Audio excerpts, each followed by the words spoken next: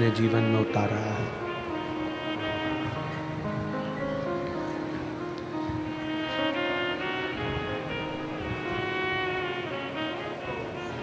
जिंदगी में कभी दुख ना आए यह असंभव है। संसार सागर में अगर आपका और हमारा जन्म हुआ है, मृत्यु लोक में आप और हम अगर जन्मे हैं, आपका और हमारा जन्म यदि संसार सागर में हुआ है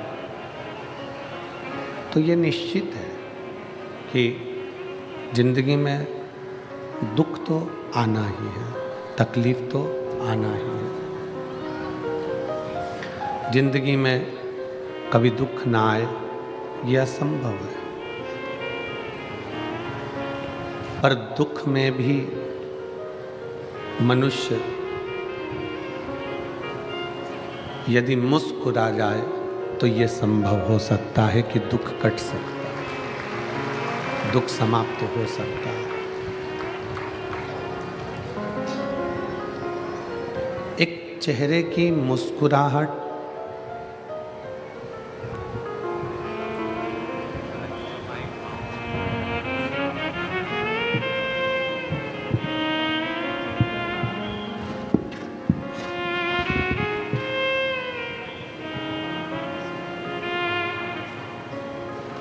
एक चेहरे की मुस्कुराहट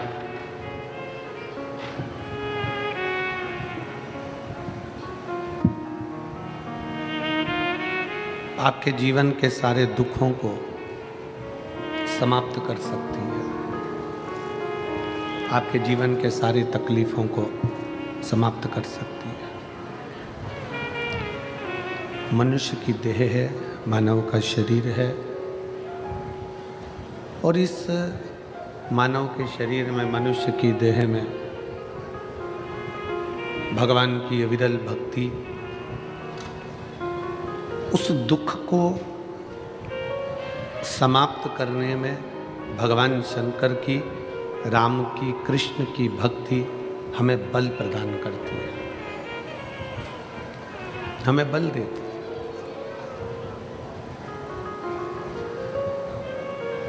कहते हैं जैसे एक बड़े डीपी के पास में आप पहुँचते हैं, एक बड़ी डीपी के नज़दीक में आप जाते हैं तो वहाँ लाइट का पावर बहुत तेज होता है। वहाँ लिखा होता है कि यहाँ से थोड़ी दूरी बना लीजिए, यहाँ करंट है, पावर थोड़ा तेज है।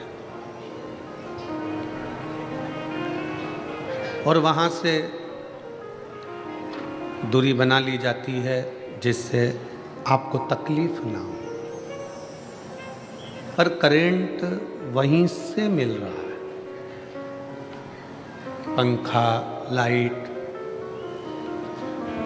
बल्ब, ट्यूबलाइट, ये सब वहीं से चल रहा है। शिव महापुराण की कथा कहती है कि शिव महापुराण वो जनरेटर है, शिव महापुराण की कथा वो डीपी है, शिव महापुराण की कथा वो बल है जो एक बार कथा के पंडाल में जाकर बैठ जाता है, उसको वो करंट मिलना प्रारंभ हो जाता है और वो भी जिंदगी में आगे बढ़ जाता है।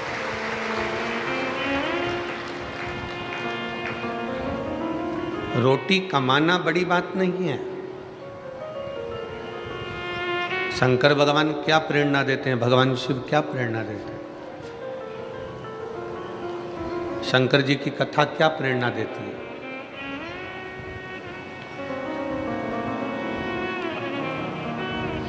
भगवान नारायण का परिवार यदि आप देखेंगे तो लक्ष्मी और नारायण जी आपको दर्शन देते हैं। सीताराम जी का परिवार देखेंगे तो राम, सीता, लखनलाल, शत्रुघ्न जी, भरत जी दर्शन देते हैं। मेरे कृष्ण कन्हैया का परिवार देखेंगे तो राधा कृष्ण, कृष्ण रुक्मणी दर्शन देते हैं।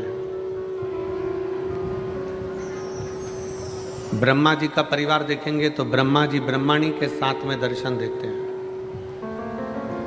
पर केवल एक केवल एक देवाधिदेव महादेव का जो परिवार है वो कभी अकेले दर्शन नहीं देते। शंकर पार्वती जी के साथ में नंदी भी है, तो शंकर पार्वती के साथ में गणेश जी और षडानंद कार्तिकेय भी हैं। ये सब सामने खड़े होकर दर्शन देते हैं, सब सामने खड़े होकर दर्शन का लाभ देते हैं। शंकर जी के मंदिर में, शिव जी के मंदिर में आप जाकर दर्शन करिए, आपको गणेश जी का भी दर्शन होगा, कार्तिकेय जी का भी दर्शन होगा। शिव जी के मंदिर में आप जाकर दर्शन करिए, आप सम्मुख में बाहर नंदी को पाएंगे, अंदर माँ जगत जननी जगदम्बा दुर्गा भवानी, भगवान श्री गणेश जी महाराज, श्री कार्तिकेय बाबा, इनका भी दर्शन आप करेंगे। शिव जी का परिवार,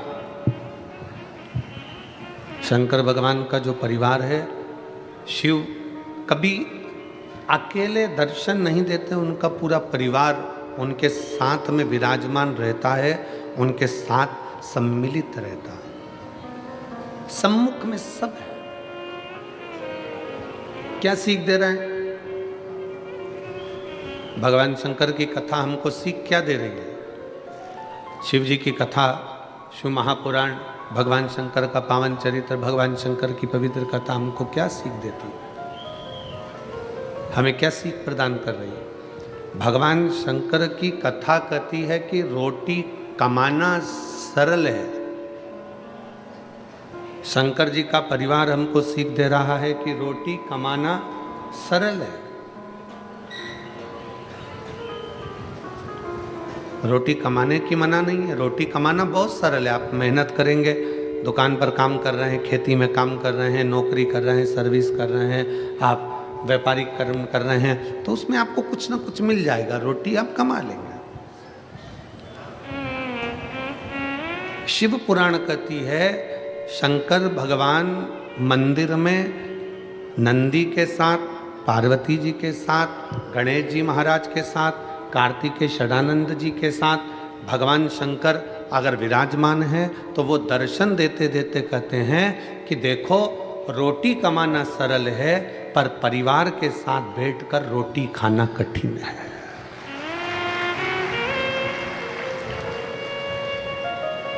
ये शिव महापुराण की कथा कर रही है। ये मग से चल रहा है तुम्हारे यहाँ, खड़े होकर सुनो आशीष, आके यहाँ पर। शिव महापुराण की कथा कहती है कि रोटी तो कमाना उधर के रोटी कमाना सरल विषय है, रोटी कमाना कठिन विषय नहीं है, रोटी कमाना सरल विषय है। पर रोटी कमाना सरल है, पर रोटी को परिवार के साथ बैठकर, परिवार के साथ मिलकर, परिवार के साथ खाना कठिन विषय है, बहुत कठिन विषय है कि आप रोटी परिवार के साथ बैठकर खा सकें।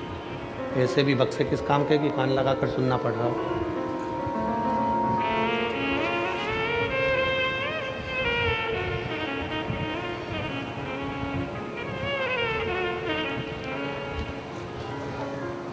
शिव अपने पूरे परिवार के साथ में, शंकर अपने पूरे परिवार के साथ में,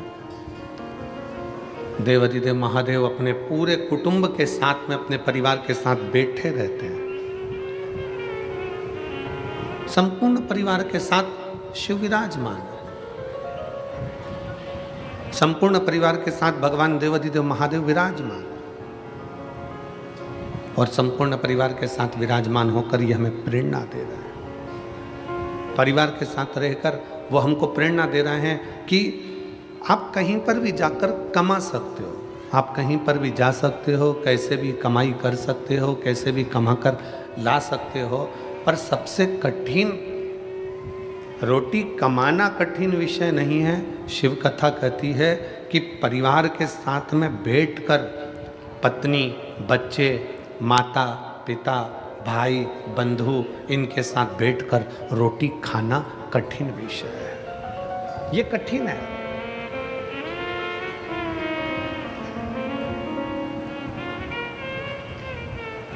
परिवार के साथ में बैठना और रोटी खाना ये कठिन विषय है, बहुत कठिन। जब बाल्यावस्था रहती है शिव महापुराण की कथा कहती है कि बाल्यावस्था के समय पर, बचपन में, बाल्यावस्था में सब एक साथ बैठकर भोजन कर लेते हैं। जब बाल्यावस्था रहती है तो सब एक साथ बैठकर भोजन को ग्रहण कर लेते हैं, पर जब बचपन चला गया, किशोर अवस्था भी जब चली गई, जब एक युवानी की अवस्था आई, जवानी की अवस्था आने पर, जवानी की अवस्था में सब कमाने के लिए यहाँ तहाँ चले जाते हैं। कौन है घर में?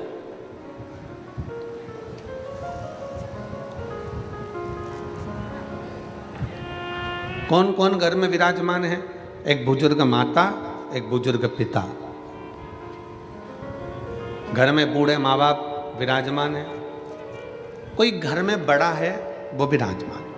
बच्चे कहाँ हैं? हम आपसे पूछें, इतनी लाखों की संख्या में आप लोग आए हुए हो शिव महापुराण की कथा श्रवण करने के लिए, और आस्था चैनल पर और फेसबुक यूट्यूब पर भी लाखों शिव भक्त शंकर जी की इस पवित्र कथा का लाभ ले रहे हैं। लाखों शिव भक्त भगवान शंकर की इस पवित्र कथा का लाभ ले रहे हैं, और लाखों लाख भक्त इस पावन सिरपुर की भूमि में, इस कथा के मंडप में और कथा के मंडप के बाहर बैठे हुए हैं लाखों शिव। अब आपसे अगर कोई पूछे कि सत्यता में बताना कि आपके कई माताएं यहाँ पर बैठी हैं जिनका बेटा कहीं दूसरी जगह जॉब कर रहा, बेटी शादी हो गई चले गए, बेटी का जॉब लग गया, बेटे का जॉब लग गया, बेटे की नौकरी लग गई, बेटी की नौकरी लग गई, सब अपने अपने जगह पर सेटल हो गए, सब अपनी अपनी जगह पर सेट हो गए, सब अपनी अपनी। घर में कौन है? घर में कौन विराज रहा है? एक बुजुर्ग माता और पिता और घर के बड़े, सब घर के अंदर है। कब इकट्ठे हुए? जब दीपावली आई तब एकत्रित हो गए, छठ आई तब एकत्रित हो गए, पोला का त्योहार आया सब एकत्रित हो गए। उसके सिवाय तो सब अपने अपने भ्रमण में लगे हुए हैं, अपने अपने घूमने में लगे हुए हैं, अपने कार्य में लगे हुए हैं। पर शिव महापुराण की कथा, भगवान शंकर की कथा, ये आपको और हमको प्रेरणा देती है। शिव महापुराण की कथा, भगवान शंकर की कथा आपको और हमको प्रेरणा देती है। शंकर की ये पवित्र कथा आप और हमको प्रेरणा देती है कि जैसे शंकर भगवान माता पार्वती के साथ विराजमान है, जैसे शंकर भगवान अपने पुत्र श्री गणेश जी महाराज के साथ विराजमान है, जैसे शंकर भगवान अपने पुत्र कार्तिकेय जी के साथ विराजमान है, जैसे शंकर भगवान अपने सखा मान लो, शिव का अंश मान लो, शंकर का सारथी मान लो, नंदी के रूप में विराजमान है, उसी तरह शिव महापुराण की कथा कहती है कमाओ मना नहीं है, खूब कमाओ मना नहीं, पर शिव पुराण की कथा कहती है कि कुछ समय ऐसा निकालो कि आप अपनी पत्नी, अपने बच्चों और अपने परिवार के साथ बैठकर 2 रोटी चैन की खा सको, तो समझना कि तुम्हारा कमाना सार्थक है। तो तुम समझो कि तुम्हारा कमाना सार्थक है। और मैंने तेरे ही भरोसे बाबा, तेरे ही भरोसे हवा बिच उड़ती जावांगी बाबा, डोर तो छड़ी ना में कटी जावांगी, भोले मैं तेरी पतंग, शंभू मैं तेरी पतंग, हवा बिच उड़ती जावांगी बाबा, डोर तो छड़ी ना में कटी जावांगी। कमाने की मना नहीं, खूब कमाओ। जाने की मना नहीं, खूब जाओ। नौकरी करने की मना नहीं, खूब नौकरी करो, बल्कि तुम और 4 चौगुनी उन्नति करो। धन वैभव की मना नहीं है, धन संपदा वैभव तुम्हारे यहाँ 10 गुना बढ़े। अभी जितना है तुम्हारे घर में, मेरा भोलेनाथ कुबेर भंडारी तुम्हारे यहाँ इतना भंडार भर दे कि तुम्हारा आनंद ही आनंद हो जाए, कोई मना नहीं। सब कुछ तुम्हारे यहाँ हो जाए, गाड़ी भी हो जाए, बंगला भी हो जाए, सामान भी हो जाए, दौलत भी हो जाए, बहू भी आ जाए, पोता पोती भी हो जाए, नानी भी बन जाओ, दादी भी बन जाओ, सब कुछ हो जाए, पर एक निवेदन है, ये सब के साथ में एक बाबा ऐसी भी कृपा करना कि हमारा पूरा परिवार एक जगह पर बैठकर भोजन करे और सब स्वस्थ और खुश रहे।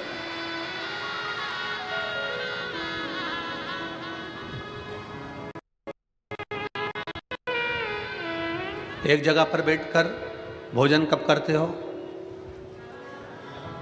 जम के बोलो जरा। एक जगह पर बैठकर भोजन कब करते हो? घर में त्योहार होता है जब? अरे बोलो, जम के बोलो जरा। तब बोलो तो जरा। शिव महापुराण की कथा कहती है एक जगह पर बैठकर सब भोजन कब करते हैं?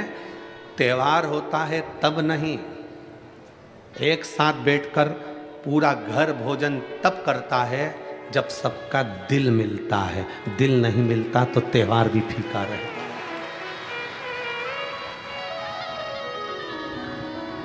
अगर दिल नहीं मिला तो त्योहार भी फीका है। कौन भोजन करने बैठेगा? कौन आएगा? किस लिए आएगा? क्यों एकत्रित होंगे? क्यों आएंगे? सब एकत्रित हुए हैं, मतलब सबका हृदय मिला है, सबका दिल मिला है, सबका हृदय एकत्रित हुआ है, मिल गया।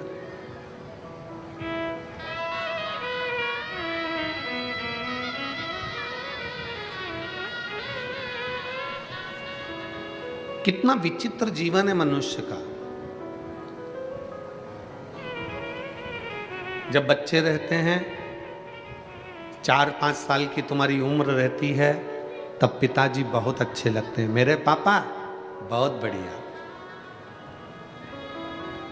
10 साल की उम्र होती है, मेरे पापा बहुत अच्छे हैं, बहुत ज्ञानी है मेरे पिताजी। 15 साल की उम्र होती है, तब भी कहते हैं कि मेरे पिताजी बहुत अच्छे हैं और बहुत ध्यान रखते हैं।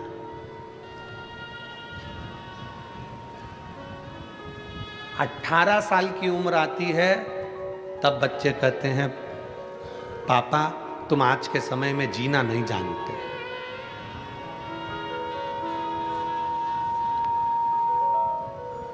पापा तुम आज के समय में जीना नहीं जानते। 25 वर्ष की उम्र होती है और बच्चे कहते हैं पापा तुम आज के कल्चर के नहीं हो और तुम इतनी चिड़चिड़ करने लगे कि मैं परेशान हो गया हूं तुमसे। 30 साल की उम्र आती है और बच्चे कहते हैं कि अब हम तुम्हारी पुरानी मेथड से तुम्हारे साथ नहीं चल सकते, इसलिए अब हम तुम्हारे साथ नहीं रह सकते। 40 साल की उम्र आती है, फिर वापिस वही दौर चालू होता है और बच्चा, तुम्हारा बेटा खुद अपनी पत्नी से कहता है कि मेरे बच्चों को जैसे मेरे पिताजी ने हमको संभाला, आज के ज़माने में हम हमारे बच्चों को नहीं संभाल पाते। 50 साल की उम्र आती है, बच्चे फिर हाथ से निकलने लगते हैं, तो याद आता है कि मेरे पिताजी उस समय पर हमको संघर्ष से पाले हैं। 60 साल की उम्र आती है, तब हम अपने पत्नी के सामने अपने बच्चों से कहते हैं कि एक हमारे पिताजी थे, इतना संयम, इतना नियम रखते थे और हमको पाल पोस कर बड़ा कर दिया। अर्थात 60 साल मनुष्य के निकल जाते हैं तो भी वो अपने बाप को पहचान नहीं पाता। उसी तरह पूरी जिंदगी निकल जाती है, लोग महादेव को पहचान नहीं पाते। 60 साल की जिंदगी मनुष्य निकाल देता है और अपने पिता को नहीं पहचान पाता। पिता कब तक अच्छा लगता है? जब तक वो डांटे ना। पर पिता की डांट, गुरु की डांट और सुनार की हथौड़ी, पिता की डांट, गुरु की डांट और सुनार द्वारा पीटा गया सोना एक ना एक दिन आभूषण बन जाता है, वो आगे बढ़ जाता है। अगर पिता डांट रहे हैं, पिता अपशब्द कह रहे हैं, पिता ताने दे रहे हैं, पिता गाली दे रहे हैं, पिता अपशब्द कह रहे हैं, तो ये मानकर चलना कि तुम्हारी जिंदगी कुछ अच्छी बनने वाली है। तुम्हारे गुरु ने तुमको डांट दिया, गुरु ने अपशब्द कह दिया, गुरु ने ताना दे दिया, गुरु ने आड़ा टेढ़ा कह दिया, समझ लेना कि तुम्हारी जिंदगी बनने वाली है।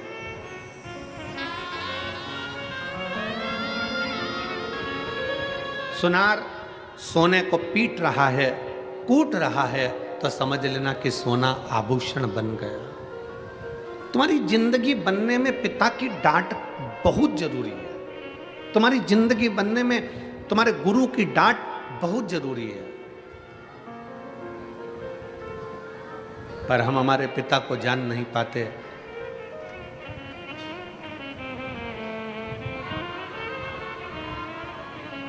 परमात्मा जब एक बच्चे को मां की गर्भ में भेजता है ना,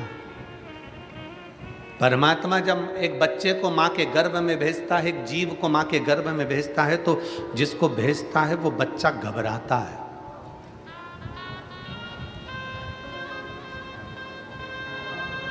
वो घबराता है।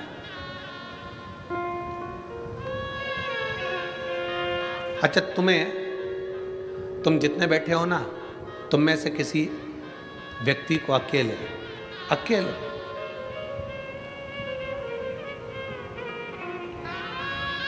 कश्मीर भेज दिया जाए,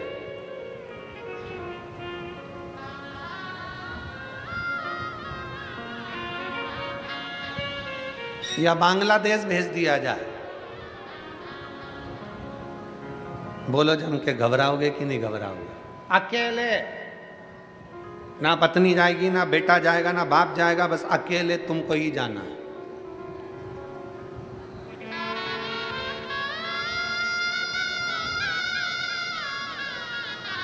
केवल स्वयं को जाना। बोलो घबराहट होगी कि नहीं होगी? जम के तो बोलो जरा। अरे मेरे साथ कोई तो जाए कम से कम, मैं अकेला।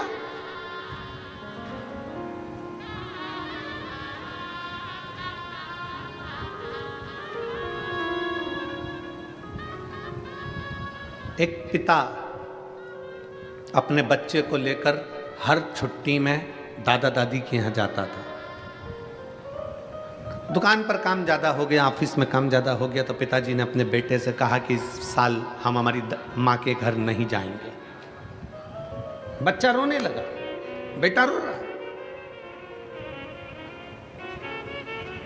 और बेटा रोते रोते बोला, पापा मुझे तो दादी के घर जाना है, मतलब जाना। पति ने अपनी पत्नी से कहा, तुम बच्चों को लेकर दादी के घर चली जाओ। नहीं, मैं नहीं जा सकती आपको छोड़ के, आपको अकेला छोड़ के कहाँ जाऊंगी? बेटा कहने लगा, पापा मेरे को दादी के घर जाना है, मैं अकेला चले जाऊंगा। पिताजी ने कहा, ठीक है, हम ट्रेन में बिठा देंगे, वहां दादी को फोन लगा देंगे और वो तुझे उतार लेगी, तेरे चाचा तेरे दादा वहां उतार लेंगे, ठीक है जा। पिताजी ने ट्रेन में बच्चे को सीट पर बिठाया, और सीट पर बिठाने से पहले बच्चे को एक पत्र लिखा, और पत्र लिखकर बच्चे की जेब में डाल दिया, और जेब में डालकर कहा, बेटा सुनो, तुम ट्रेन में बैठोगे, जब तुम्हें डर लगे, जब तुम्हें भय लगे, घबराना नहीं, इस पत्र को निकालना, पढ़ना और फिर वापस जेब में रख लेना, फिर तुम्हें डर नहीं लगेगा। हो, इस पत्र को पढ़ लेना, हो, चिंता मत करना, जाओ अकेले। बेटे को ट्रेन में बिठा दिया, ट्रेन चलना चालू हो गई। 5 घंटे का रास्ता था लखनऊ का। अब वो 5 घंटे का रास्ता काटता बच्चा ट्रेन में बैठा। 2 घंटे बाद बच्चे की आंख में आंसू आने लगा। सीटों पर आसपास बहुत गंदे गंदे लोग बैठने लगे। कोई बीड़ी सिगरेट पी रहा है, कोई तंबाकू खा रहा है, कोई भयंकर दिख रहा है। बच्चे को भय लगने लगा, बच्चे को डर लगने लगा। अकेला हूं, भय लग रहा था। बच्चे की आंख में आंसू आए।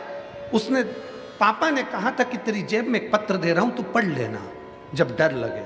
बच्चा भयभीत हुआ, उसने पत्र निकाला जेब में से। पत्र पढ़ते से ही उस पत्र में लिखा था, तू चिंता मत कर, तेरे पीछे वाले कोच में, डब्बे में मैं बैठा हूं। पिता ने पत्र में लिखकर रखा था कि तू चिंता मत कर, तेरे पीछे वाले ट्रेन के डब्बे में मैं बैठा हूं, तेरे पीछे मैं बोगी में बैठा हुआ हूं। बच्चे ने पत्र को जेब में रख लिया। अब बच्चा घबराता नहीं है, अब बच्चा रोता नहीं है, क्योंकि उसको मालूम है मेरा बाप, मेरा पिता मेरे पीछे वाले डब्बे में बैठा है। उसी तरह मेरा विश्वनाथ, मेरा कुबेरेश्वर महादेव, मेरा ओघड़दानी महाकाल राजा भी जन्म देने से पहले, तुमको पृथ्वी पर भेजने से पहले कह देता है चिंता मत करना, मैं तेरे पीछे खड़ा हूं, तू आगे बढ़ता रहना, चिंता करने की जरूरत नहीं है, मैं स्वतः तेरे साथ में हूँ, मैं स्वयं तेरे साथ चल रहा हूँ, मैं स्वयं तेरे नज़दीक में हूँ, तुझे चिंता करने की जरूरत नहीं, तुझे भय होने की जरूरत है। और हम अकेले नहीं, हम शंकर के साथ में, शंकर हमारे पीछे कदम से कदम मिलाकर चल रहा है, शंकर हमारे साथ में कदम से कदम मिलाकर आगे बढ़ रहा है। हम अकेले नहीं हैं। हम तो बाबा के भरोसे चलते हैं, हम तो बाबा के भरोसे चलते हैं। ये दुनिया वाले जलते हैं, ये दुनिया वाले जलते हैं। हम तो बाबा के भरोसे चलते हैं, डमरू बाबा वाले के भरोसे चलते हैं। हम उसके आश्रित होकर चल रहे हैं, हम उसके बल पर आगे बढ़ रहे हैं, उसके आश्रित होकर हम चल रहे हैं।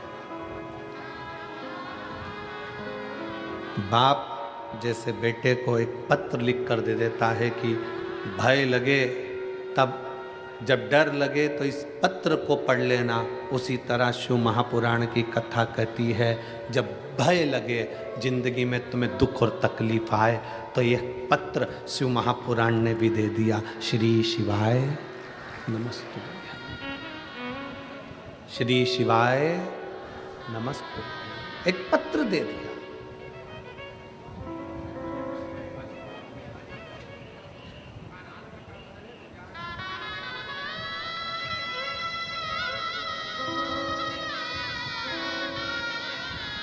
कल हम जब यहाँ से गए, जिनके यहाँ ठहरे हैं वहाँ पर बाहर बहुत सारे लोग खड़े थे, उसमें से एक बोलता है, गुरुजी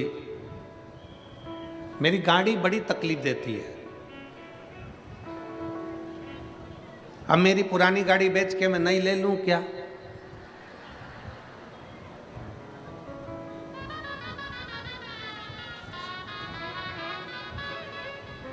हमने उससे कहा हम ज्योतिषी नहीं जानते कि हम तू नई ले कि पुरानी ले, हम तो इतना जानते हैं कि बंद गाड़ी को भी चला सकता है श्री शिवाय नमस्तुभ्यम।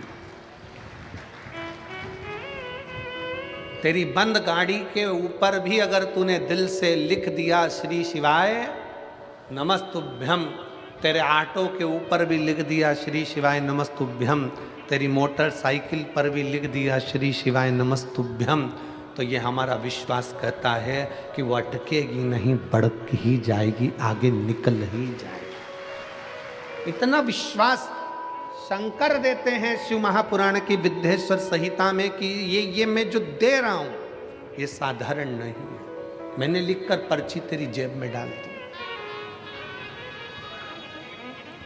जब माँ के गर्भ में बच्चा आता है ना तो वो घबराता है, भगवान शंकर से कहता है मैं पृथ्वी पर जन्म नहीं लेना चाहता, मुझे नीचे क्यों भेज रहे हो? मैं जाऊंगा पृथ्वी पर जन्म लूंगा तो मेरा पेट कौन भरेगा? मैं पृथ्वी पर जन्म लूंगा तो मैं जन्म लेते से तो नौकरी नहीं कर सकता, कमाने नहीं जा सकता, मेरा पेट कौन भरेगा? मैं जन्म लेते से ही मेरे पास में तो कुछ भी नहीं रहेगा, मेरे पास ना मकान है, ना प्रॉपर्टी है, ना मेरे सोना है, ना चांदी है, ना बर्तन है, ना भांडे है, कुछ भी मेरे पास में नहीं है। मैं जन्म ले लूंगा तो मेरे को देगा कौन? शंकर भगवान ने जीव को माँ के गर्भ में भेजने से पहले वचन दे दिया, तू चिंता मत कर, जिस घर में तू जन्म लेगा उस घर में तुझे दो शंकर और पार्वती का प्रतिबिंब मिलेंगे, एक तेरे पिता, एक तेरी माँ। शंकर और पार्वती का प्रतिबिंब, शंकर पार्वती का स्वरूप मिलेंगे तेरे घर में, तेरे पिता और तेरी माँ।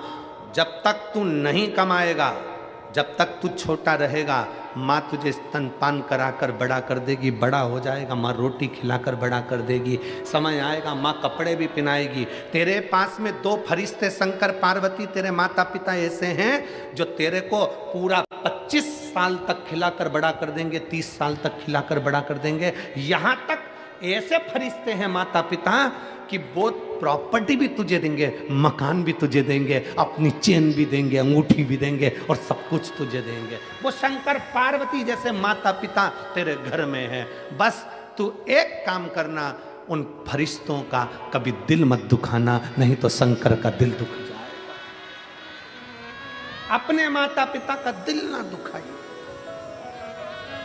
जिस घर में माँ बाप की इज्जत नहीं होती, उस घर में देखना कभी बरकत नहीं होती। जहां माता पिता हैं समझ लेना कि वो फरिश्ते तुझे मिले हैं कि तुझे कुछ नहीं करना है। तू रो रहा है, माँ दूध पिलाएगी, तुझे जाना है माँ कपड़े पहनाएगी। इससे बढ़कर और कौन मिलेगा तेरे को कि तेरे गंदगी भी माता पिता साफ करेंगे, तुझे यहाँ तक साथ ले लेके डोलेंगे, तुझे खिलाएंगे पिलाएंगे, बड़ा करेंगे, तेरे ऊपर खर्चा पे खर्चा करेंगे और आखिरी में पूरी प्रॉपर्टी भी तुझे देंगे, मकान भी तुझे देंगे, जमीन भी देंगे, जेवर भी देंगे। तुझे कुछ नहीं करना है, तुझे तो केवल एक काम करना है कि मृत्यु लोक में अगर तेरा जन्म हुआ है तो कर्म अच्छा कर लेना। कर्म अच्छा कर लेगा तो जिंदगी में आगे फिर कुछ अच्छा मिल जाएगा।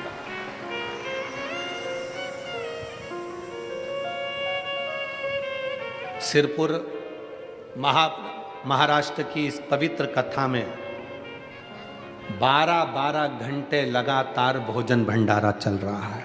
12 घंटे लगातार। सिरपुर महाराष्ट्र की इस कथा में लाखों की संख्या में शिव भक्त हैं। अगर भोजन भंडारा 15 मिनट के लिए भी बंद कर दिया जाए तो वहां पर भीड़ बढ़ जाती है। इसलिए जरा विचार करिए कि भीड़ ना बढ़े तो 12 घंटे लगातार भंडारा चल रहा है।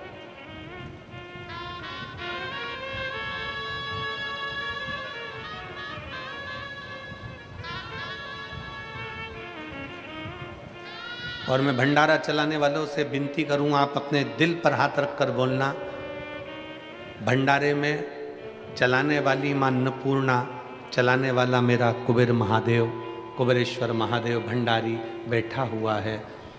जितना आप खिलाओगे मेरा भोले बाबा दूसरे दिन उतना और दुगना लाकर भर जाएगा और भंडारा चलाता है। रीत है कुबेरेश्वर महादेव की। सीहोर में आने वाला शिव भक्त जब भगवान शंकर के कुबेरेश्वर धाम पर पहुंचता है, कुबेरेश्वर धाम पर पहुंचता है तो हम उसको एक ही बात कहते हैं, यहाँ पर तुम आए हो, इतना विश्वास मानकर चलना कि कुबेरेश्वर बाबा क्या देता है ये उसको ही मालूम। क्या देगा, कैसे देगा, कब देगा, ये उसके ऊपर निर्भर करता है, उसके ऊपर। और खाली न जाता कोई दर से तुम्हारे, खाली न जाता कोई दर से तुम्हारे, मैं भी खड़ी हूँ नंदी बाहे फसारे, लगा लो गिरा जा रहा हो, उठा लो भोले अपने दर से अब तो न टालो, गिरी जा रही हो, उठा लो। आप आए हैं शिव पर आश्रित होकर। घर में दो फरिश्ते हैं, शंकर और पार्वती का रूप है घर के बुजुर्ग माता और पिता। ये शंकर का स्वरूप है, ये शिव का रूप है। जिसने इनको पहचान लिया, जो इनको पहचान गया, फिर उसको कहीं जाने की जरूरत नहीं पड़ी। शंकर खुद उनके दरवाजे पर आया है। महाराष्ट्र का धाम पंढरपुर, हरिविठ्ठल का धाम। महाराष्ट्र का पवित्र धाम पंढरपुर, हरिविठ्ठल का धाम पंढरपुर। आप स्वयं जानते हो कि पौंडरिक अपने माँ बाप की सेवा कर रहा था और भगवान नारायण दरवाजे पर आकर खड़े हो गए थे। बोलो सही है? माँ बाप की सेवा कर रहे थे और दरवाजे पर हरिविठ्ठल आकर खड़े हो गए थे और पौंडलिक से कहते हैं कि तेरे दरवाजे पर बहुत सारी गंदगी कीचड़ पड़ा है, क्या करूं, कैसे खड़े हों? तब एक ईंट बाहर फेंक दी और उस ईंट पर कमर पर हाथ रखकर मेरे हरिविठ्ठल खड़े हो गए अपने भक्त को दर्शन देने। जिनके मस्तक पर, जिनके सिर पर, जिनके मस्तिष्क पर स्वयं शंकर भगवान विराजमान, स्वयं शिवलिंग, स्वयं शंकर जिनके मस्तक पर विराजमान।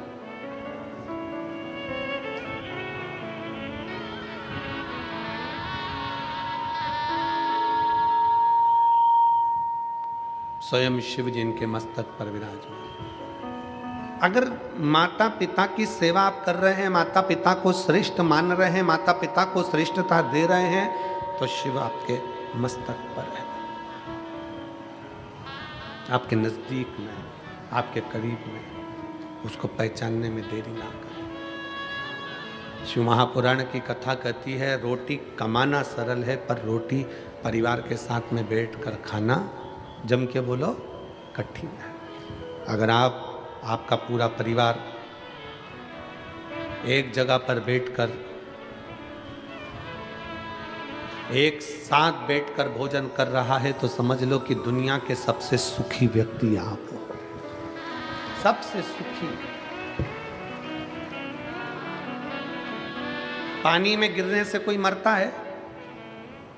जम के बोलो जरा, मरता है कि नहीं मरता?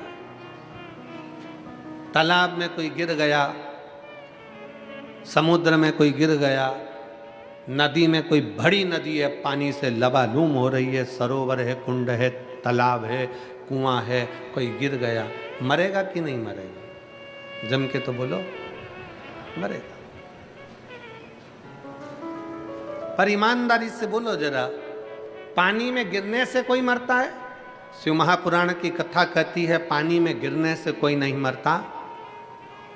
पानी में गिरने से नहीं मरता। शिव पुराण की कथा कहती है, उसको तैरना नहीं आता इसलिए मरता है। पानी में गिरने से कोई नहीं मरता। मरता कब है? जब उसको तैरना नहीं आता। पानी में गिरने से क्या मरेगा? तैरना आता तो मरता क्या? पानी में गिरने से कोई नहीं मरता। मरता वो है जिसको तैरना नहीं आता। उसी तरह संसार में सब जन्म लेते हैं, परिवार में सब आते हैं, दुख सबकी जिंदगी में आता है, समस्या सबके जीवन में आती है, कष्ट सबके जीवन में आता है, पर पार वही उतरता है जिसको इस संसार सागर से तैरना आता है। दुख से परे, समस्या से दूर।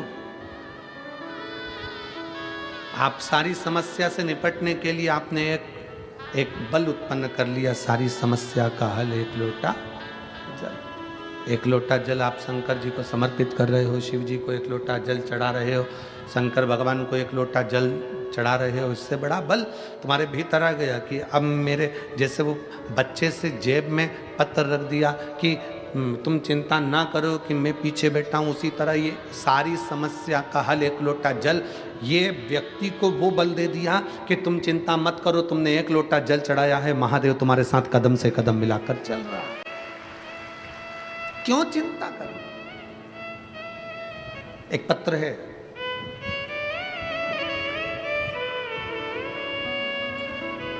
मैं मनाली शुभम अग्रवाल सोनगढ़ गुजरात से लिखती हूँ। कहीं बैठी हो तो एक बेलपत्र लेने के लिए आ सकते हैं। मैं मनाली शुभम अग्रवाल सोनगढ़ गुजरात से लिखती हूँ। मेरा बेटा कियान शुभम अग्रवाल जिसकी उम्र 2 साल है, जो हनुमान जयंती तक एकदम अच्छा था, खेलता कूदता रहता था, जो एकदम से 2-3 दिन के बाद धीरे धीरे बीमार पड़ने लगा। 10 से 15 दिन हो गए थे। पत्र को आप लोग एलईडी पर पढ़ सकते हैं, आस्था चैनल पर पढ़ सकते हैं। 10 से 15 दिन हो गए थे। अब उसकी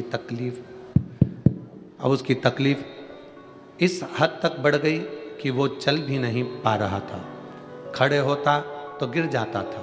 पैरों में बहुत तकलीफ बढ़ गई। बहुत डॉक्टरों को दिखाया लेकिन कुछ समझ में नहीं आया, क्योंकि सारी रिपोर्ट नॉर्मल आ रही थी।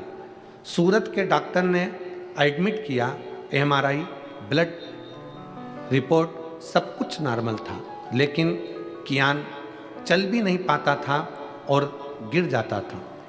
ज़्यादा कंडीशन खराब हो गई। अब वो एक कदम भी नहीं चल पा रहा। मेरी सास ने मुझे 5 पशुपतिनाथ के व्रत का वर्णन बताया। जैसे ही पशुपतिनाथ के व्रत का वर्णन बताया, मैं करने के लिए तैयार हुई, पर 2 दिन बाद एक रिपोर्ट आई। रिपोर्ट में मालूम पड़ा कि मेरे बच्चे को जीबीएस पॉजिटिव आया है। जीबीएस की बीमारी एक ऐसी बीमारी है जिसमें पाँव से चालू होती है, जिसमें पाँव काम करना बंद कर देता है। पाँव से धीरे धीरे हाथ काम करना बंद कर देता है, शरीर का धड़ काम करना बंद कर देता है, मस्तिष्क काम करना बंद कर देता है। फिर धीरे धीरे उसको सुनना बोलना सब में तकलीफ होने लगती है। मेरा बच्चा पलंग पर ही पड़ा रहता, ना उठ पाता, ना बैठ पाता, ना चल पाता, गिर जाता। परेशान हो गई। बच्चे को इस हालत में देखकर डॉक्टर कहता है कि 10 लाख बच्चों में से किसी एक बच्चे को ये वाली बीमारी होती है। हम परेशान हो गए। तब हमारी बहन ने कहा तुम चिंता मत करो, मैं सीहोर जाती हूँ, वहाँ से रुद्राक्ष लाती हूँ। सीहोर गई, वहाँ से रुद्राक्ष लाई। हॉस्पिटल में इलाज चलता रहा, पर डॉक्टर ने कहा इसका इलाज का कोई हल नहीं है। बच्चे को हम घर ले आए। डॉक्टर ने मना कर दिया कि इसका कोई हल है ही नहीं, ये बच्चा ये बीमार रहेगा, उठ नहीं पाएगा। तब हमने रुद्राक्ष का जल लाकर तांबे के कलश में गलाकर शिव जी को चढ़ाना प्रारंभ करा। 3 महीने लगातार हम शंकर भगवान को जल चढ़ाते और वो पिलाते। थेरेपी चालू करवा दी और फिजियोथेरेपी कराते। थेरेपी के साथ में उसको जल पिलाते। अब तो इतना तकलीफ रहने लगा कि उसके शरीर पर भी हम जल लगा देते। करते करते हम 3 महीने निकाल दिए और बाबा ने ऐसी कृपा करी गुरुदेव कि हमने हमारे बच्चे को धीरे धीरे श्री शिवाय नमस्तुभ्यम बोलना सिखाया। जब बच्चे को श्री शिवाय नमस्तुभ्यम बोलना सिखाया, बेलपत्र उसको खिलाना सिखाया, जल उसको पिलाना सिखाया, आज मेरा बेटा वापिस खड़ा हो गया और चलने भी लगा। और डॉक्टर, फिजियोथेरेपी वाले डॉक्टर कहते हैं ये जादू कैसे हो सकता है, इस तरह के बच्चों को ठीक होते कभी नहीं देखा। परंतु आज ये बच्चा हमारा चल भी रहा है और बड़े आनंद के साथ खा भी रहा है और बैठ भी रहा है। ये शिव तत्व। कहीं बैठे हों तो एक बेलपत्र लेने के लिए आ सकते हैं। मैं मनाली शुभम अग्रवाल सोनगढ़ गुजरात से हूँ। मेरा बेटा कियान शुभम अग्रवाल, ये पत्र है 2 साल का है, जिसको जीबीएस पॉजिटिव आया था। शिव पर आश्रित शंकर पर आश्रित एक विश्वास शंकर के प्रति जागृत करिए।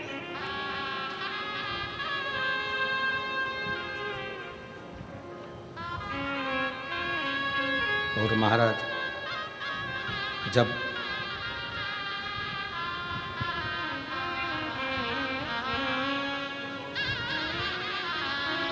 हम एक भरोसा अपने भीतर शंकर के प्रति जागृत करते हैं तो शिव हमारे करीब में आता चले जाता है। अजय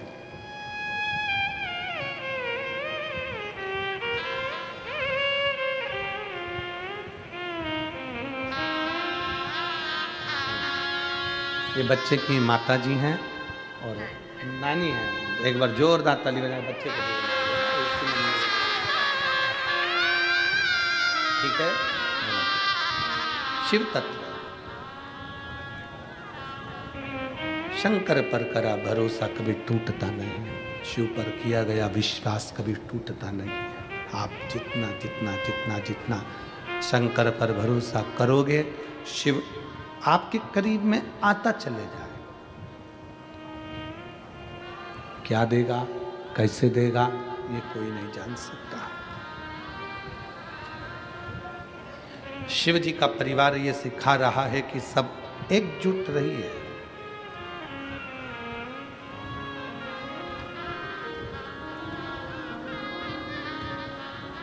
परिवार को छोड़ने की जरूरत नहीं है शंकर को भजने के लिए। घर छोड़ने की जरूरत नहीं है शंकर को भजने के लिए। वस्त्र आभूषण छोड़ने की जरूरत नहीं है शंकर को भजने के लिए। शिव को भजने के लिए तो केवल एक चीज आपको छोड़ना है, और वो है आपके भीतर का अहंकार। अहंकार गया, शिव मिल गया। शंकर अहंकार के बल छोड़ते ही प्राप्त हो जाता है। अभिमान गया और शिव मिला।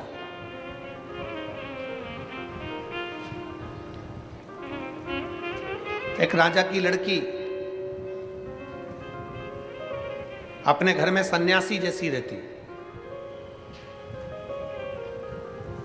कम भोजन करना, भजन ज्यादा करना। लड़की बड़ी हो गई, पिताजी को लगा मेरी बेटी का विवाह करना, किसके साथ करूं? बेटी से पूछा, एक बाप की सबसे बड़ी दौलत है बेटी, और बेटी का कन्यादान बाप को करना पड़ता। मैं तेरा कन्यादान करना चाहता हूं, मैं तेरी शादी करना चाहता हूं। ठीक है पापा, पिताजी आप मेरा कन्यादान कर दो, आप मेरी शादी कर दो, मना नहीं है, पर एक निवेदन है, मैं सन्यासी जैसी जीवन जीती हूं तो मेरा पति भी सन्यासी होना चाहिए। मेरा पति भी सन्यासी हो। मैं सन्यासी जैसा जीवन जीती हूं तो मेरा पति भी सन्यासी हो। राजा ने देखा एक सन्यासी मिल गया, और राजा ने उसके साथ में अपनी बेटी को दे दिया, ब्याह दिया। बेटी शादी कर कर गई कि अब ये भी भजन करेंगे, मैं भी भजन करूंगी, ये भी तप करेंगे, मैं भी तप करूंगी, ये भी साधना करेंगे, मैं भी साधना करूंगी, ये भी भजन करेंगे, मैं भी भजन करूंगी, ये भी कीर्तन करेंगे, मैं भी कीर्तन करूंगी, ये भी मंत्र जाप करेंगे, मैं भी मंत्र जाप करूंगी, ये भी हरि का नाम लेंगे, मैं भी हरि का नाम लूंगी, ये भी स्मरण करेंगे, मैं भी स्मरण करूंगी। अच्छी जोड़ी हो गई, श्रेष्ठ जोड़ी है कि अब भजन में लग गए दोनों, कीर्तन में लग गए दोनों, स्मरण में लग गए। 1.5 महीना निकला, केवल 1.5 महीना, 1.5 महीना निकला।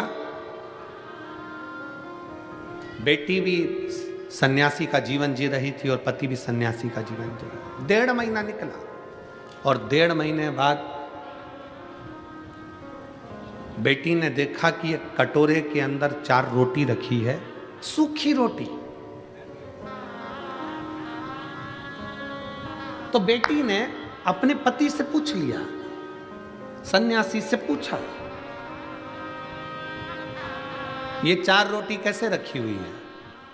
ये 4 रोटी किसने रखी है? सन्यासी बोले, ये रोटी मैंने रखी है। क्यों? कल अगर कहीं से अन्न नहीं मिला, कल के लिए ये रोटी, रूखी सूखी रोटी मैंने कर दी। पत्नी अपने पति के हाथ जोड़ ली, हाथ जोड़।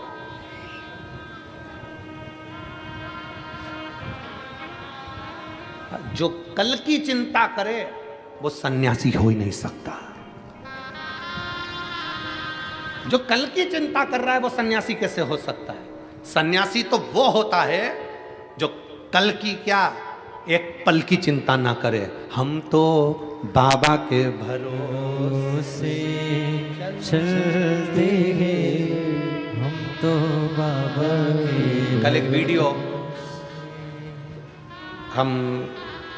हमें वो कुणाल ने एक वीडियो भेजा, बच्चे ने, तो हमने वो वीडियो देखा। तो उस वीडियो में एक महिला 70 साल की, शायद वो यूट्यूब पे डला होगा, 70 साल की एक महिला मराठी भाषा में, उससे पूछा जा रहा है, न्यूज़ एंकर उससे पूछ रहे हैं, यहाँ ठंड पड़ रही है,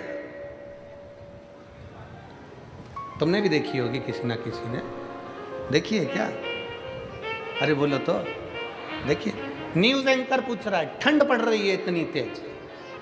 70 साल की माँ आई, भोजन की व्यवस्था, 70 साल की आई से पूछा गया इतनी ठंड पड़ रही हो कैसे रहोगी? उस महिला ने कहा, हम बाबा के भरोसे रहते हैं, हम बाबा।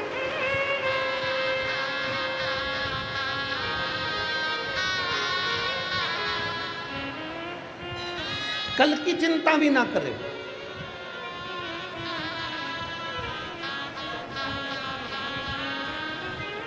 कल की चिंता। मेरा निवेदन है आप सबसे, पानी की बोतल लेकर आए हो ना आप लोग साथ में, बोलो तो जम के।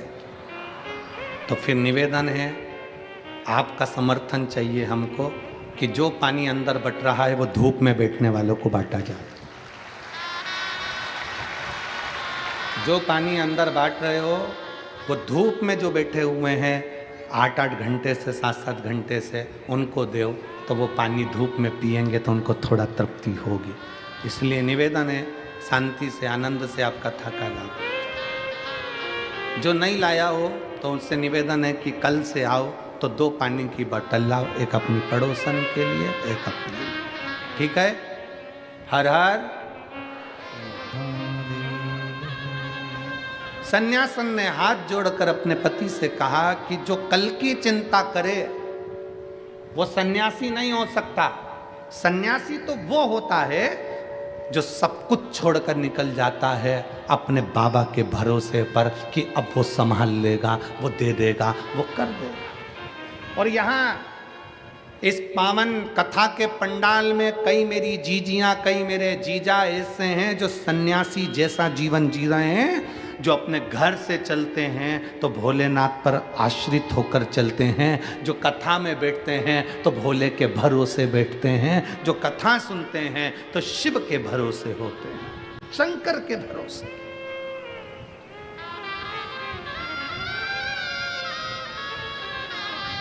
उनकी आश्रितता ही शिव है।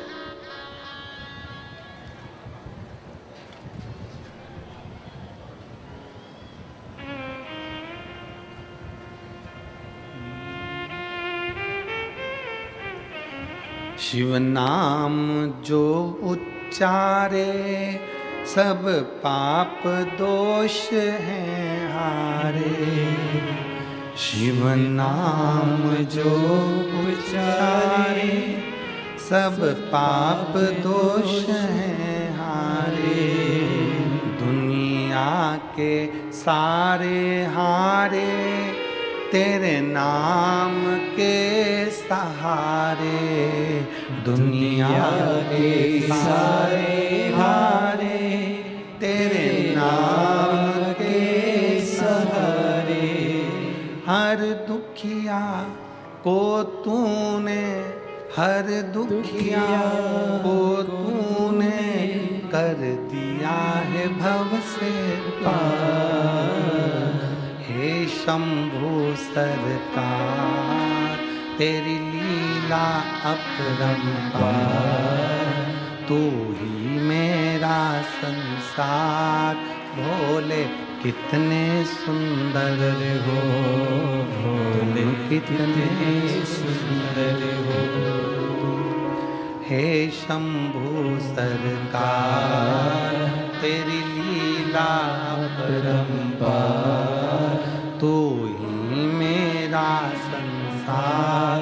भोले कितने सुंदर हो, भोले कितने सुंदर हो। तेरे शीश पे गंग सोहे, मस्तक पे चंदा सोहे। तुम कितने सुंदर हो, तो भोले कितने सुंदर हो। शिव तत्व में कल की चिंता नहीं है। यहाँ कई मेरी माताएं बैठी हैं जो कल की चिंता नहीं करती है ना, मिल जाएगा ना, खा लेंगे ना, जा रहे हैं ना। घर के लोग पूछ रहे हैं माँ जाके कहाँ बैठोगी, कथा कहाँ बैठ के सुनोगी, खाना मिलेगा कि नहीं मिलेगा। तो माताएं घर से निकलते हुए कहती हैं हम तो बाबा के भरोसे चलते हैं, हम तो बाबा के भरोसे चलते हैं।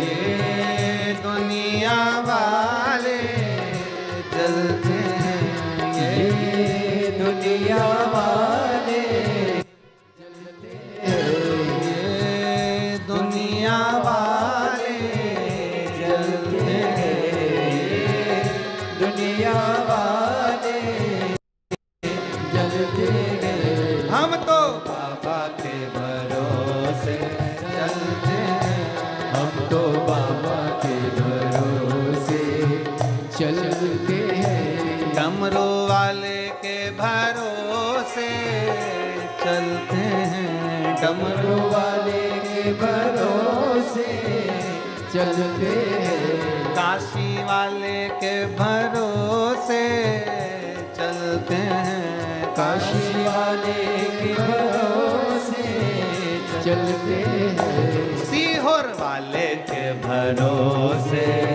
चलते हैं, सीहोर वाले के भरोसे चलते हैं। हम तो बाबा के भरोसे चलते हैं, हम तो बाबा के भरोसे चलते हैं। बड़े भाव से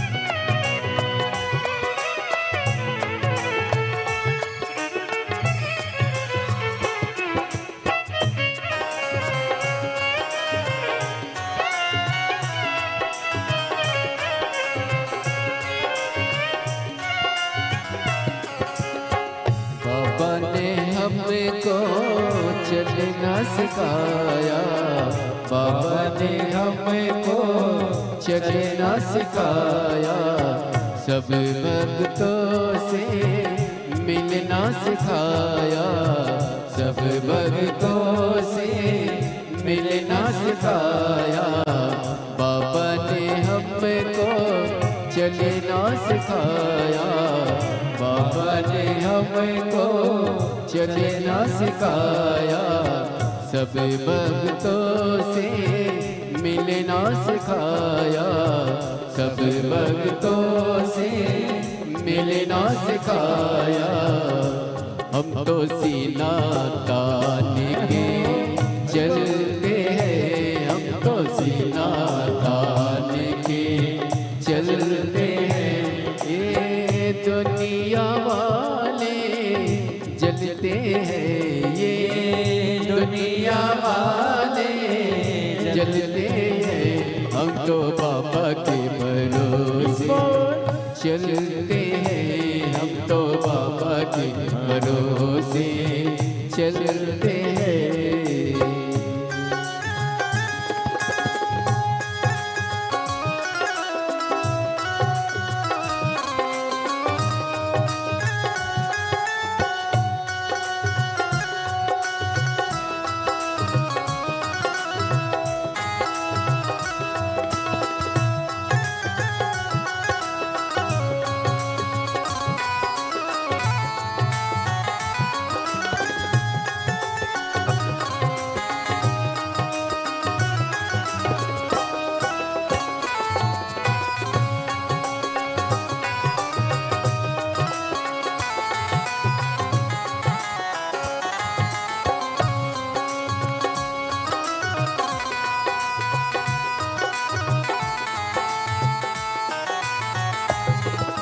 शंभो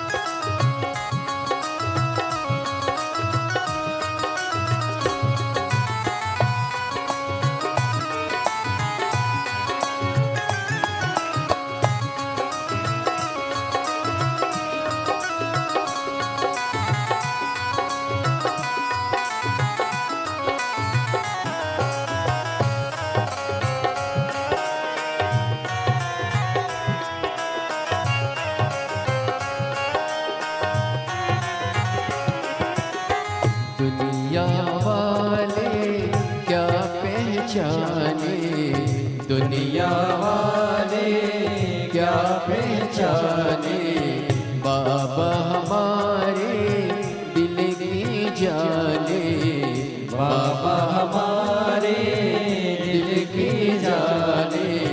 दुनिया वाले क्या पहचाने, दुनिया वाले क्या पहचाने, बाबा हमारे दिल की जाने, बाबा हमारे दिल की जाने।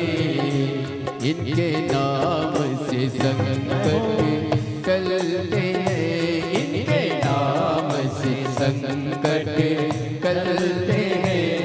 ये दुनिया वाले चलते हैं, ये दुनिया वाले जलते हैं।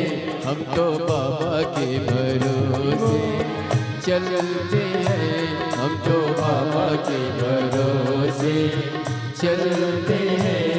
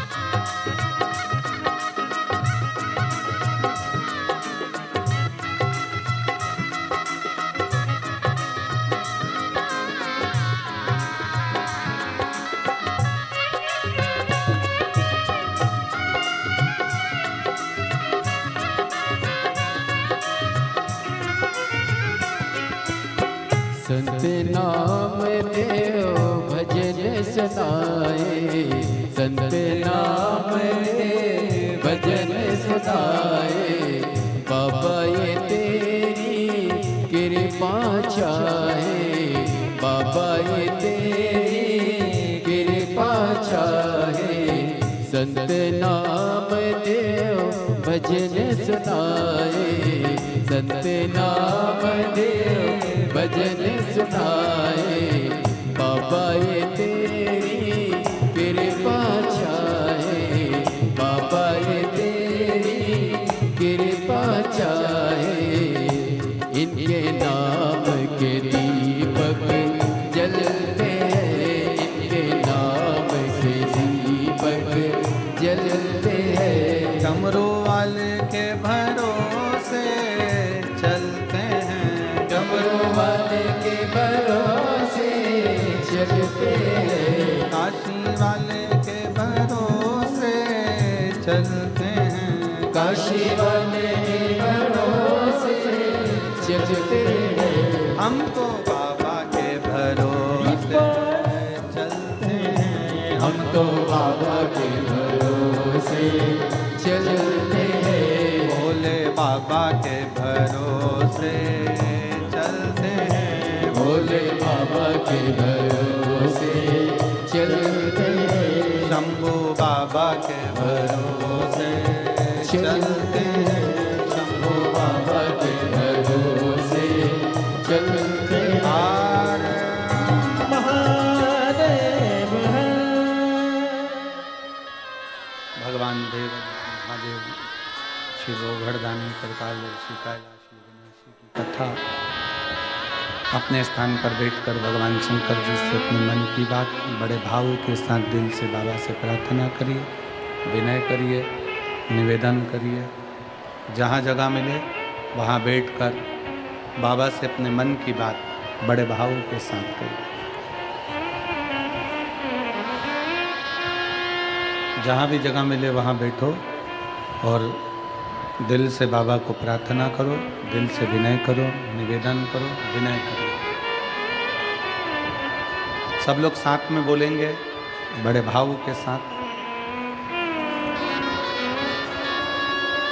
हे शंभू सरकार तेरी लीला अपरंपार, तू ही मेरा संसार।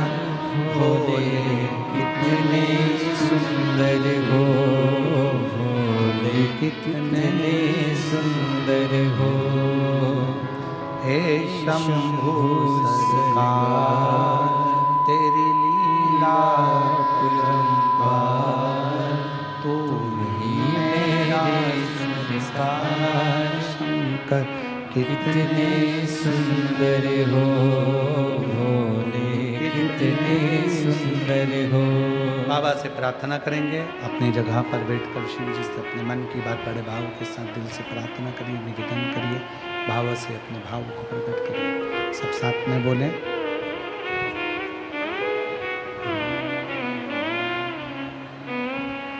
श्री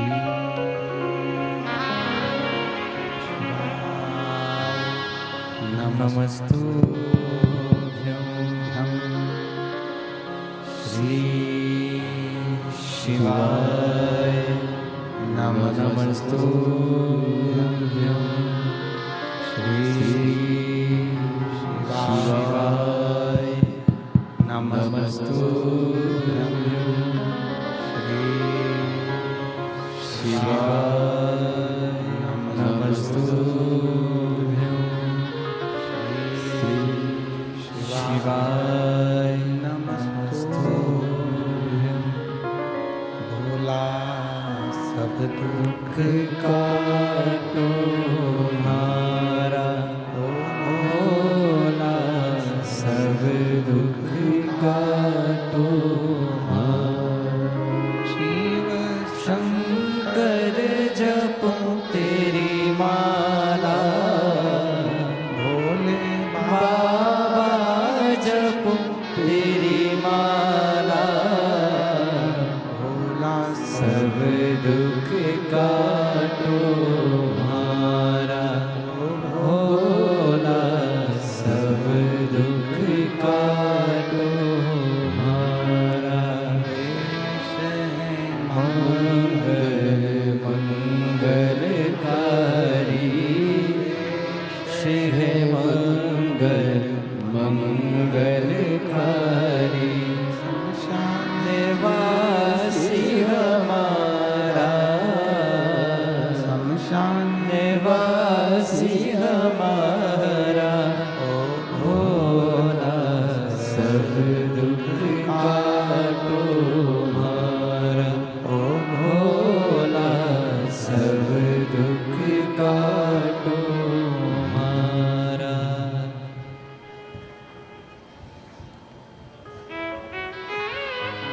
पांडे महादेव से अपने मन की बात बड़े भाव के साथ दिल से बाबा को प्रार्थना करिए, भाव से विनय करिए, निवेदन करिए।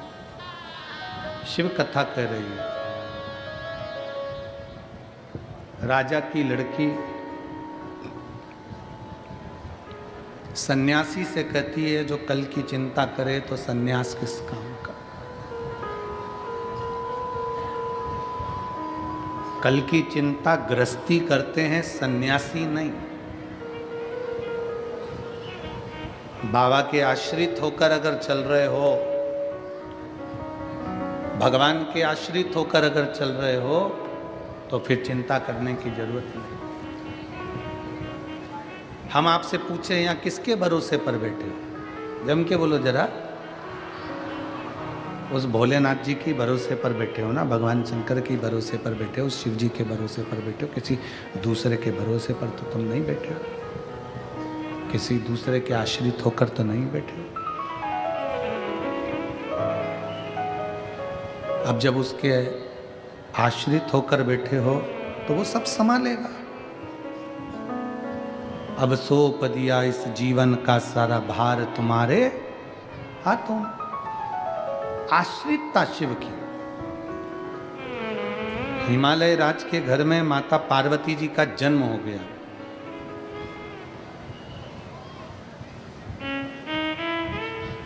पांच वर्ष की माता पार्वती जी नारद जी के मुख से सुन ली थी कि शंकर को भजना है, और शिव अगर पति के रूप में मिल गए, शंकर अगर पति के रूप में मिल गए तो जीवन की सार्थकता सिद्ध हो जाए।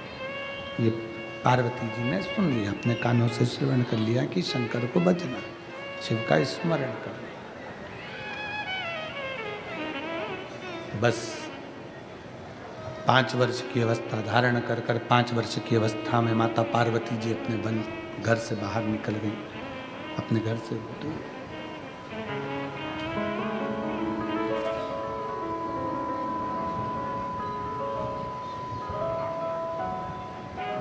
जंगल में पहुंच गई, वन के अंदर पहुंच गई, और जंगल में गुफा के अंदर, एक वन के गुफा के अंदर उन्होंने प्रवेश किया। जंगल में पहुंच गई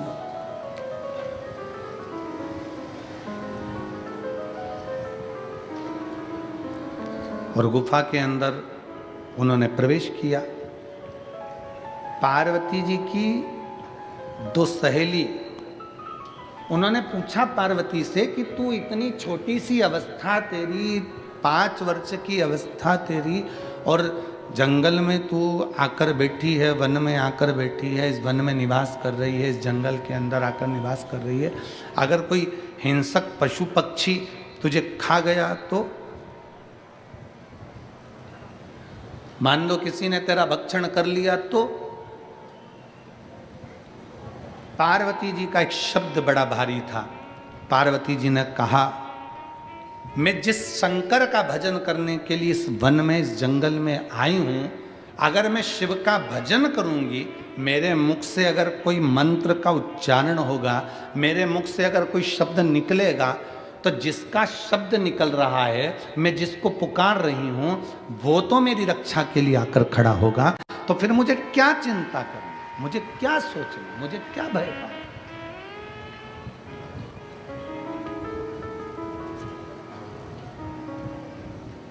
अब मुझे चिंता करने की जरूरत क्या है? अब मैं क्यों टेंशन लूं? मैं किस चीज की चिंता करूं?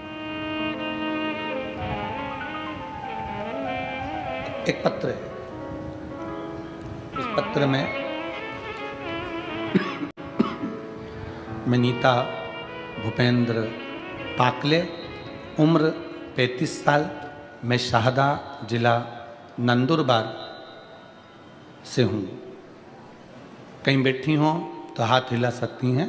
मैं नीता भूपेंद्र पाकले, उम्र 35 साल, मैं शाहदा जिला नंदुरबार से हूँ। ये मेरा फोटो है जो उन्होंने लगाया। कहीं बैठी हों तो बेलपत्र लेने के लिए आ सकती हैं। मैं नीता भूपेंद्र पाकले, उम्र 35 साल है, शाहदा जिला नंदुरबार से हूँ। मुझे अगस्त 2021 में एक दिन ब्रेस्ट में गठान लगी। तो मैंने डॉक्टर को दिखाया तो उन्होंने जांच करके बताया कि मुझे ब्रेस्ट का कैंसर है। ब्रेस्ट का कैंसर है। मैं पूरी तरह से टूट गई। फिर अगस्त 2021 को मेरा ऑपरेशन हुआ और सितंबर 2021 से कीमोथेरेपी चालू हो गई। उस दवाई का परिणाम धीरे धीरे सिर के बाल चले गए, खड़े होने में तकलीफ हुई और बहुत सारी तकलीफें बढ़ती चली। मालूम पड़ा कि फिर वापिस बीमारी घेर ली। अब ठीक कैसे हो, क्या करा जाए? तब एक दिन मेरी सहेली ने मुझे मिलने आई और बोली कि एक काम कर, अगर ये बार बार तकलीफ हो रही है तो एक बार टीवी पर शिव महापुराण की कथा आस्था चैनल पर सुनना प्रारंभ कर। मैंने कथा सुनना प्रारंभ करा। सीहोर गए, रुद्राक्ष लाए, तांबे के कलश में रुद्राक्ष का जल गलाते और उस जल का पानी पीना प्रारंभ करा। आज मैं बाबा को धन्यवाद देने के लिए आई हूँ कि मेरी सारी की सारी रिपोर्टें कैंसर से मुक्त हो गई हैं। मैं शिव जी को यहाँ प्रणाम करने के लिए, आज मेरी पूरी की पूरी रिपोर्टें, मेरा कैंसर की रिपोर्टें कैंसर से मुक्त हो गई। मैं शंकर को प्रणाम करने के लिए, मैं शिव को नमन करने के लिए। जब हमारा विश्वास, जब हमारा भरोसा, जब हमारी दृढ़ता, हमने पहले भी, कल भी कथा में कहा था कि डॉक्टर शिव का एक रूप होते हैं। डॉक्टर के पास जाकर जांच भी कराओ, इलाज भी कराओ, वो जो दवाइयां दें वो उसे कुंदकेश्वर महादेव के नाम से खाओ। पर साथ में जब डॉक्टर भी आखिरी में हारते हैं तो कहते हैं कि वो अब उसके हाथ में है, मतलब आखिरी में वो कहें कि उसके हाथ में, उससे पहले तुम शंकर के आश्रित हो जाओ, शिव के सहारे हो जाओ, शिव के भरोसे जीना प्रारंभ करो, शंकर के भरोसे हो जाओ। उसकी आश्रितता, उसकी शरणागति, उसकी शरणागति, उसकी आश्रितता हमें सुख प्रदान करेगी, हमें बल प्रदान करेगी। उसके आश्रित हुई। पार्वती जी 5 वर्ष की अवस्था में माता पार्वती जी कहती हैं कि मैं जिसका भजन कर रही हूं, जिसका स्मरण कर रही हूं, वो मुझे संभाल ले। सबसे पहला काम माता पार्वती जी ने वन में जाने पर क्या किया? सबसे पहला काम माता पार्वती जी ने, शंकर भगवान के लिए अगर वन में गई है तो पार्वती ने सबसे पहला काम करा, पार्थिव लिंग का निर्माण कर कर पार्थिव लिंग के जल से ही, उसी के भस्म से ही अपना त्रिपुंड बना लिया, मस्तक पर त्रिपुंड। कारण एक त्रिपुंड की रेखा में 9 देवता विराजमान होते हैं, ऐसी 3 रेखा त्रिपुंड की होती है जिसमें 27 देवता विराजमान होते हैं। जब व्यक्ति अपने घर से निकलकर कहीं जाता है त्रिपुंड लगाकर, तो 27 देवता उसके मस्तिष्क पर चढ़कर साथ चलते हैं। 27 देवता उस त्रिपुंड में इतना बल होता है, इतना बल त्रिपुंड के अंदर होता है कि वो 27 देवता उसके साथ चलते हैं। और हमारा निवेदन है माताओं से, मेरी जीजियों से, मेरे जीजाओं से, मेरी बेटियों से, बेटाओं से, मेरे संपूर्ण भारत की भूमि के जितने सनातनी इस पवित्र कथा का तत्व ग्रहण कर रहे हैं, जितने जितने इस फेसबुक यूट्यूब पर कथा श्रवण कर रहे हैं, आप सबसे निवेदन है, अपने मस्तक पर तिलक होना बहुत जरूरी है। वो तिलक लगाना चाहिए। ये कंपनी का ट्रेडमार्क है कि तुम कौन सी ब्रांड के हो। एक कपड़ा भी लेते हैं ना, ये कपड़ा है तो इस कपड़े पर भी ब्रांड लिखी हुई है कि तुम इस ब्रांड का ये कपड़ा है। एक किताब लेकर आओ, कॉपी लेकर आओ, पेन लेकर आओ, उस पे भी मार्क लगा होता है कि ये कौन सी कंपनी का है। केवल आज का मनुष्य समझ में नहीं आता कि ये कौन सी कंपनी का है, इसका ब्रांड का ठिकाना नहीं हो रहा।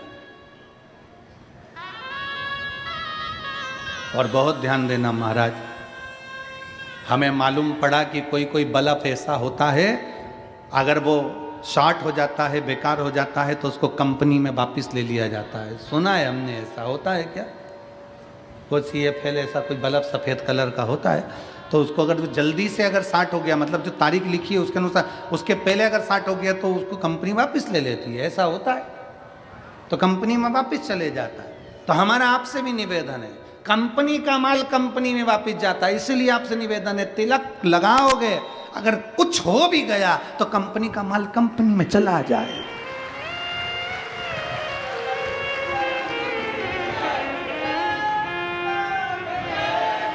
अपनी कंपनी का स्मरण होना चाहिए कि हम किस कंपनी के हैं। मस्तक का तिलक, गले में रुद्राक्ष की माला, तुलसी की माला, ये हमें हमारा ट्रेडमार्क बता देती है कि हम कौन हैं। पार्वती मैया ने अपने मस्तक पर त्रिपुंड धारण करा, पार्वती जी बैठ गई, तब साधना में लीन, तब साधना में लीन। शिव पुराण कहती है, बस यही पार्वती जी की तप साधना प्रारंभ हुई। ऐसी माता पार्वती जी ने तप साधना करी, ऐसी तप साधना करी कि शंकर भगवान को, पार्वती जी को वरना ही पड़ा। कितना बड़ा भी दुख है, कितनी बड़ी भी तकलीफ है, कितना बड़ा भी कष्ट है, कितनी भी समस्या है, अगर आप शंकर भगवान की शरणागति ग्रहण कर रहे हैं, शंकर भगवान का भजन कर रहे हैं, शिव की स्तुति कर रहे हैं, शंकर की भक्ति कर रहे हैं, तो आप उस दुख से निकलेंगे जरूर, ये निश्चित है। हाँ, कोई समस्या बहुत ही भारी, एक पत्र है,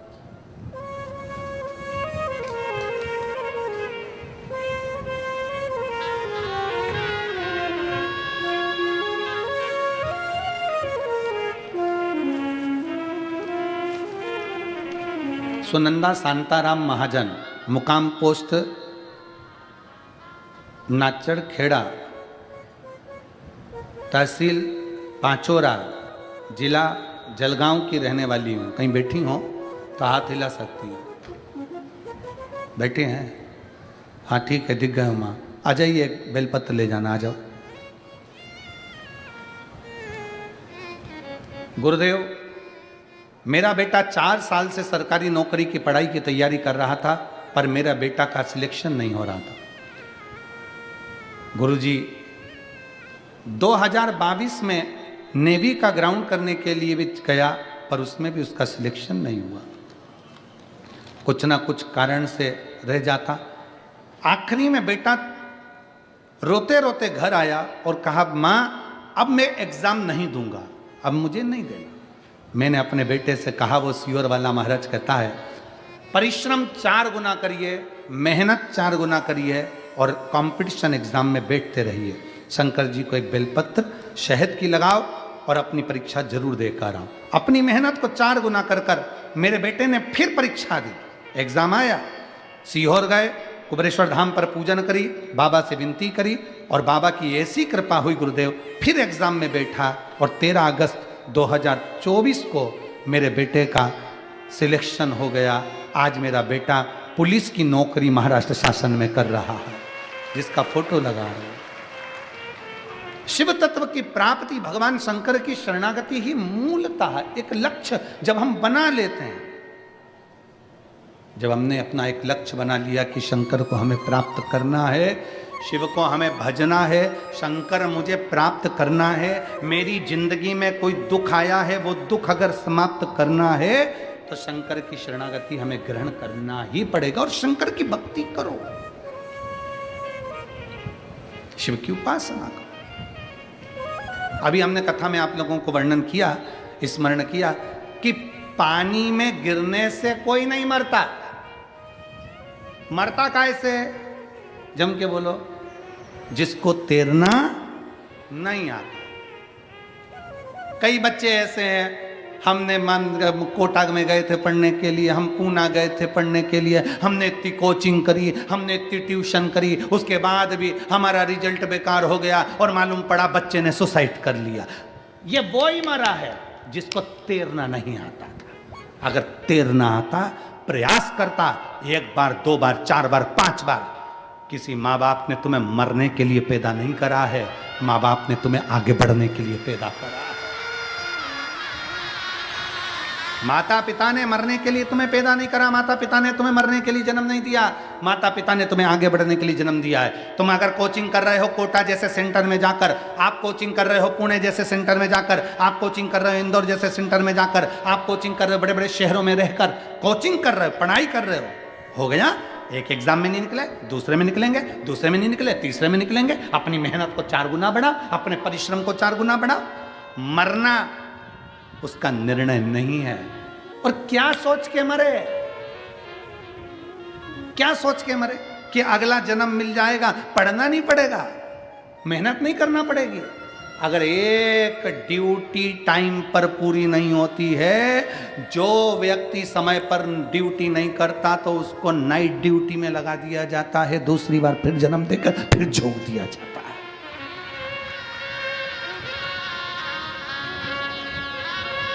परिश्रम, मेहनत, संघर्ष, ये हमारा लक्ष्य है। मनुष्य के रूप में जन्म हुआ है ना आपका और हमारा, मानव के रूप में आप और हम जन्मे। संघर्ष नहीं करेंगे तो कौन करेगा, कौन करेगा? अपने लक्ष्य को प्रबल बनाइए, अपने लक्ष्य।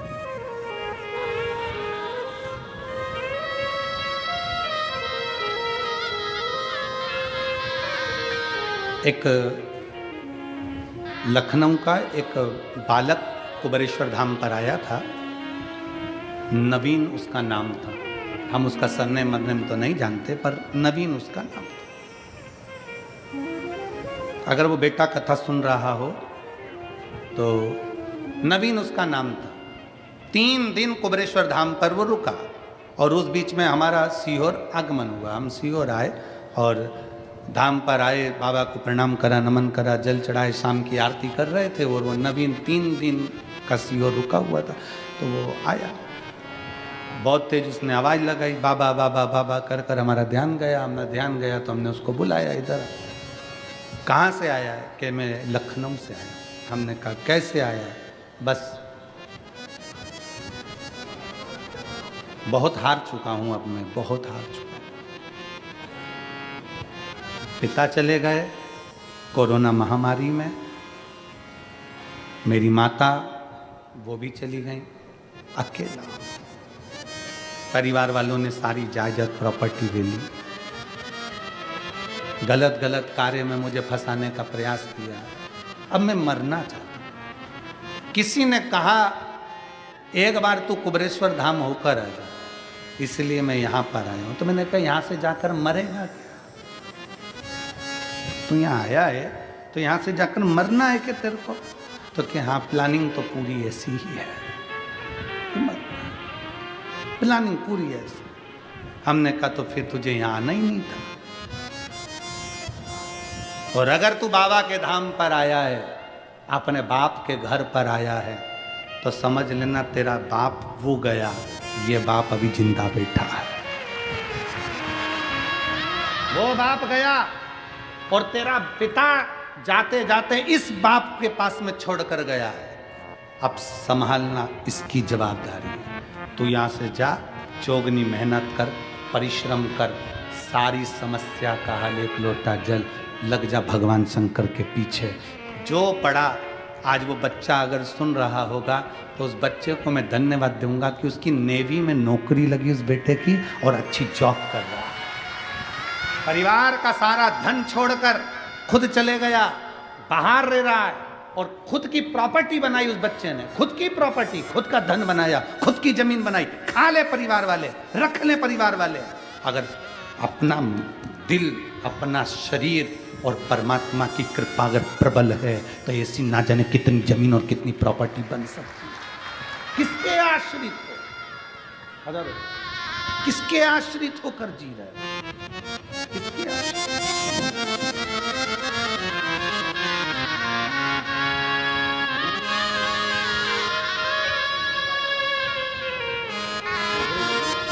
भाई आपको बेटे की नौकरी के किसकी? अपनी परिश्रम, अपनी मेहनत, अपनी लगनता को कम कैसे कर सकते हो?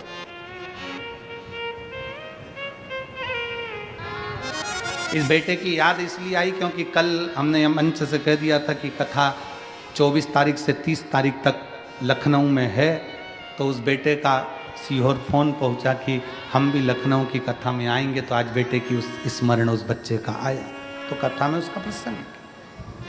और पूरे लखनऊ वासियों को बहुत बहुत धन्यवाद है, बहुत बहुत साधुवाद है। तैयारी करो, लाखों शिव भक्त 24 तारीख से 24 दिसंबर से 30 दिसंबर तक लखनऊ की पवित्र भूमि पर, पूरा लखनऊ मेरा शंकर का है, पूरे लखनऊ में चारों तरफ शिव ही शिव है। ऐसे लखनऊ में 24 से 30 दिसंबर तक दोपहर में 2 बजे से 5 बजे तक शिव महापुराण की कथा पोस्ट ऑफिस वाली फील्ड राजाजीपुरम लखनऊ में वो कथा होगी। राजाजीपुरम में पोस्ट ऑफिस वाली फील्ड राजाजीपुरम लखनऊ में वो कथा 24 से 30 दिसंबर। दिल से सुनो, क्या देगा बाबा, कैसे देगा बाबा।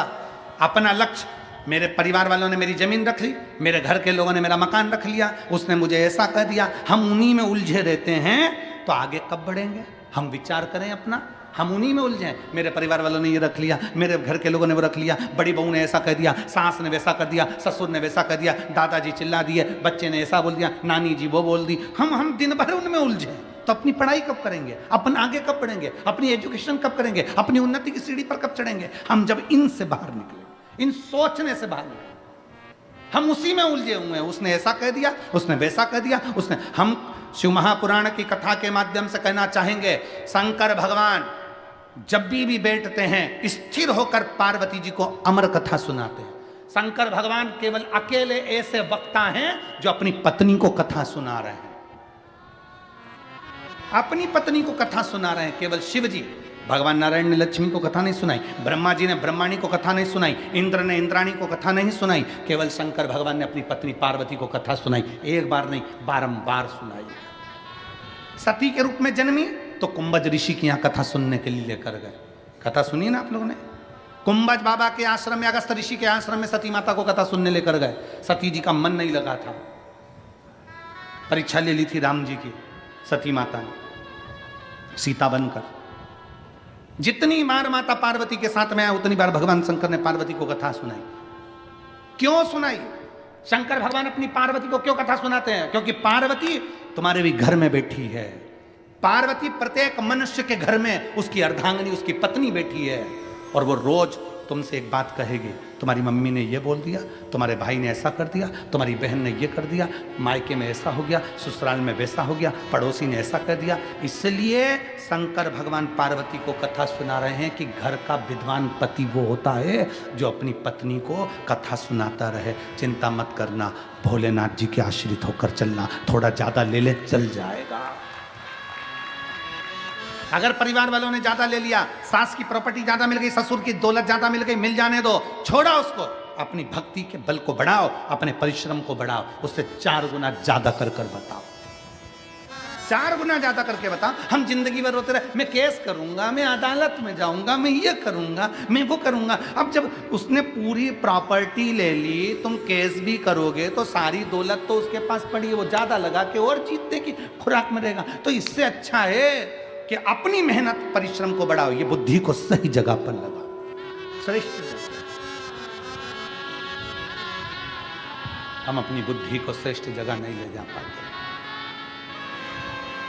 पार्वती, मैं शंकर के आश्रित होकर बैठी हूं और मेरे मंत्र में वो बल है कि मेरा शिव मेरी साक्षी में होगा, साक्षी में। इस बेटे ने, उसकी माँ अबियल बेलपत्र लेकर गई, इस बेटे की पत्र, उसमें लिखा, रोते रोते मेरा बेटा घर आया, अब एग्जाम नहीं दूंगा। कि बेटे ने ये पुलिस की नौकरी में लग गया, वो कह रहा है अब मैं एग्जाम नहीं दूंगा, अब मैं परीक्षा नहीं दूंगा। रोते रोते घर आया, आज के बाद कभी एग्जाम नहीं दूंगा। परमा ने कहा तू एक बार कथा तो सुन ले। कथा सुनी और बेटे ने कहा अब मेहनत को 4 गुना करूंगा, फिर एग्जाम दूंगा। बल मिला तो आज पुलिस के पद पर तो बैठ गया, आज कांस्टेबल की नौकरी, पुलिस की नौकरी तो मिल गई। बल ही नहीं होता तो क्या नौकरी लगती।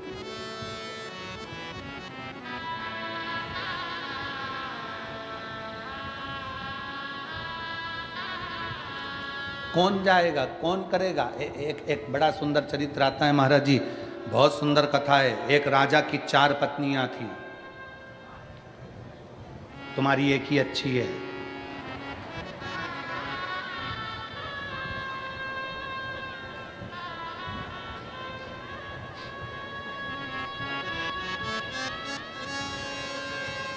कई लोग कह रहे थे गुरुजी पहले के राजा होन बड़े विचित्र थे, 3-3, 4-4, 5-5 शादी कर लेते थे।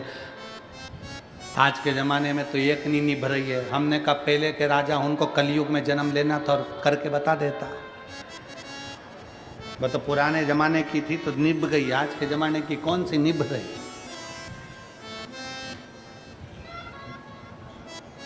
एक राजा की 4 पत्नियां थी। राजा पहली पत्नी को तो देखता भी नहीं था, उसकी ओर तो मुंह भी नहीं करता था।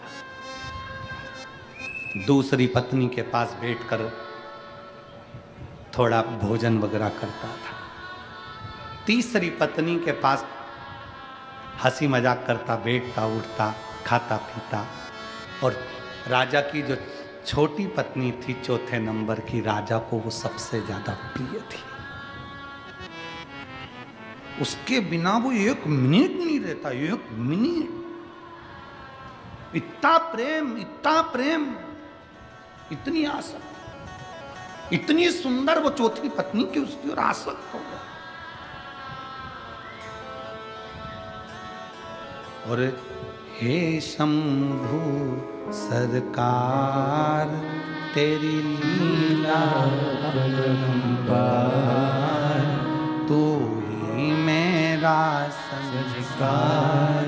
शंकर कितने सुंदर हो, तुम कितने सुंदर हो।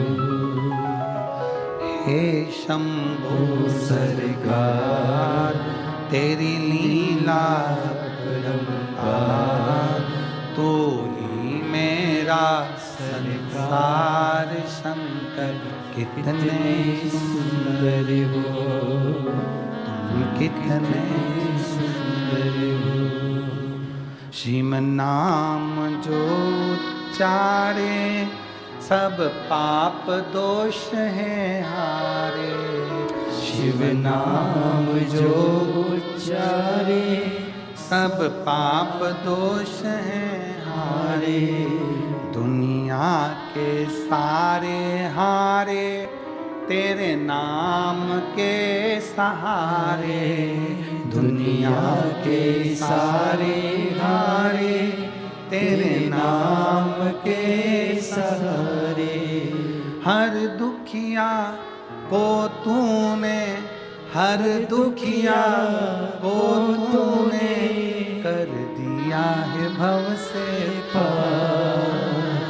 हे शंभु सरकार तेरी लीला अपरंपार, तू ही मेरा संसार। शंकर कितने सुंदर हो, भोले कितने सुंदर हो। शिव जैसी सुंदरता कहाँ? पर राजा उसको 4थे नंबर की पत्नी से बड़ा प्रेम है। उसको 4थे नंबर की पत्नी अच्छी लग रही, उसको 4थे नंबर की पत्नी श्रेष्ठ लग रही, उसको 4थे नंबर की पत्नी अच्छी दिख रही। पहली की ओर मुख नहीं देखता, दूसरे के पास बैठकर भोजन भी करता, बात भी करता, तीसरे के पास